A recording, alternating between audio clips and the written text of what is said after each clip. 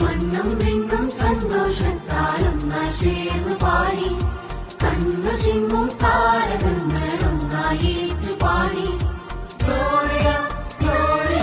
മണ്ണും വിണ്ണും സന്തോഷത്താലൊന്നായി ചേർന്നു പാടി, കണ്ണു ചിമ്മും താരകങ്ങളൊന്നായി ഏറ്റുപാടി.